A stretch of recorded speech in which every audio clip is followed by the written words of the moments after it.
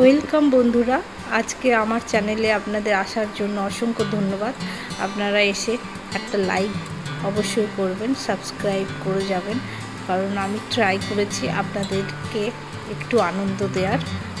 আজ আমি একটু ফ্রাইড রাইস রান্না করছি, সেটা আপনাদের সোয়াবিনটাকে ভালো করে ভেজে নিচ্ছি। আর এখানে কিছু সবজি কেটে রেখেছি। আর এখানে আমি আদা জিরে বাটা, কেন কি আজকে গুরুবার তাই জন্যে। আর এখানে ভাতটা করে রেখেছি, নর্মাল চালেরই ভাত, আমাদের এখানে যেটা পাওয়া যায় সেইখানে চালটা। আর আমি এর সাথে সোয়াবিনই করেছি, সোয়াবিনটা রান্না করে রেখেছি ঝাল ঝাল করে।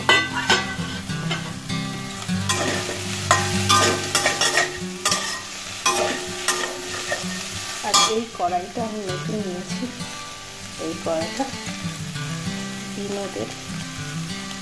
আমি একটা জিনিস দেখছি, এটা জ্বলে যাচ্ছে না, পুড়ে যাচ্ছে না, খুব ভালোভাবে হচ্ছে। স্টিলের কড়াইটা আমি এতখানি ভরসা ছিল না, কিন্তু এটা দেখছি ভালোভাবেই হচ্ছে। আমি এখন সবজিগুলো দিয়ে দিলাম,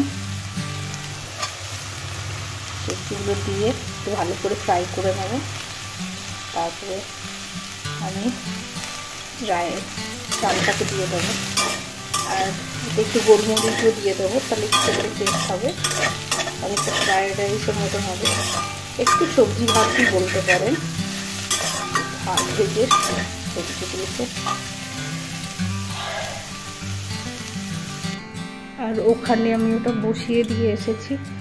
এখানে আমি ক্লিন করে নিয়েছি, সব জায়গাগুলো ক্লিন করা হয়ে গেছে, কারণ এখানে বেশি জিনিসপত্র রাখা ছিল, তো এগুলো সরিয়ে পরিষ্কার করে নিয়েছি। আর বাইরের ওয়েদারটা রোদ নেই, কখনো বৃষ্টি হচ্ছে, কখনো মেঘলা করছে। তবে একটু আগে বৃষ্টি হয়েছিল, তাই জন্যে আমি জামা কাপড়গুলো তুলে নিয়ে এসে রেখেছি। কিছু কিছু ভেজা আছে, এগুলো একটু ঠিক করতে হবে।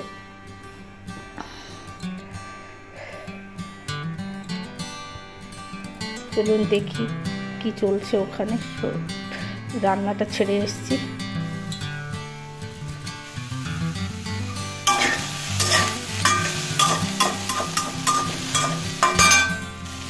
আচ্ছা, আমি কিন্তু বেশি তেল দিয়ে রান্না করি না, খুবই অল্প তেলে রান্না করি। আপনি দেখতে পাবেন এখানে কোনো বেশি তেল নেই। আপনার হয়তো কেউ ভাবছেন আমি খুব কৃপণ, না, আমার হাজব্যান্ডের তেল খাওয়া উচিত না, আজকে ওর শরীরটা ভালোও নেই, তো সেই জন্য আমি মুখের রুচির জন্যে এইটা একটু করে দিলাম, যাতে একটু খেতে পারে ভালো করে। আজকে নিরামিষ, বৃহস্পতিবার, তো সেটাকে লক্ষ্য রেখে করা হয়েছে। আর এতে একদমই তেল নেই, আমি বেশি ঘি ব্যবহার করি, আমুলের ঘিটা, আর একটু তেল আর একটু ঘি দিয়ে আমি করি। আর এই যে তেলটা আছে, এই যে তেলটা আমি ইউজ করি, এটা কোল্ড প্রেস তেল ইউজ করি আমি, কোল্ড প্রেস যে তেল হয় সেটা ইউজ করি।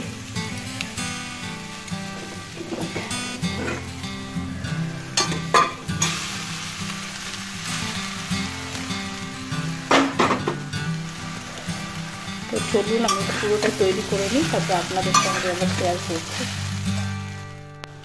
এইটা একটু গোলমরিচও দিয়ে দেবো এটার মধ্যে, তো এটার টেস্টটা ভালো হয়ে যাবে, কারণ মুখে জ্বর আছে, তো সেই জিনিসটা ভালো লাগবে খেতে।